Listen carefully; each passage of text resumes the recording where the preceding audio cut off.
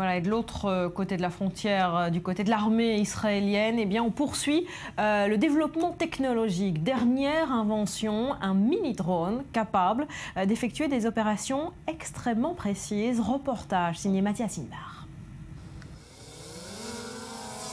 Un mini-drone capable de parcourir une distance de 5 km, de voler à plusieurs centaines de mètres de hauteur et de filmer en très haute définition. En quoi cet objet peut-il aider les forces terrestres de l'armée israélienne? Ces soldats font partie de l'unité de surveillance 636. Nom de code, Caméléon. Nous sommes à quelques centaines de mètres de Bitounia, un village qui jouxte la grande ville palestinienne de Ramallah. Le sergent Ophir est chargé de diriger le mini-drone. Quelques secondes dans les airs, sur ces images nous sommes filmés, avant que l'objet ne se rende à l'intérieur du village. Le mini-drone peut tout observer vu du ciel, ce qui permet à nos unités de surveillance de passer outre certains obstacles. Dans le cas traditionnel, nous pouvons être bloqués par une maison, un mur, un arbuste ou un rocher qui nous dérange.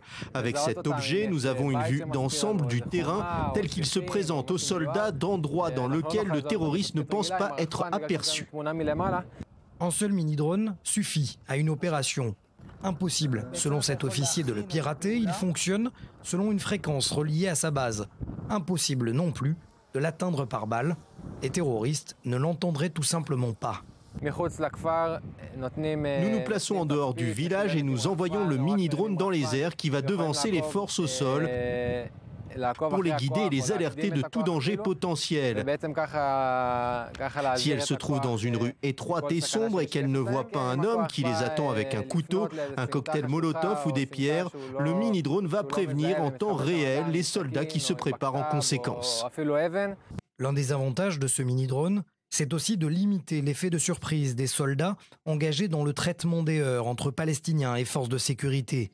Sur ces images, on voit très clairement une voiture qui se rend dans la mosquée du village, chargée des pneus, et les amener aux jeunes qui se chargent de les brûler. En cas de heurt avec les Palestiniens, les soldats peuvent se retrouver confrontés avec 5 jeunes. Mais ce qu'ils ne savent pas, c'est que se cachent 50 autres qui ont peur de sortir affronter les forces. Nous pouvons donc contourner la maison, s'apercevoir que les Palestiniens s'organisent de l'autre côté du village, du nord au sud du village.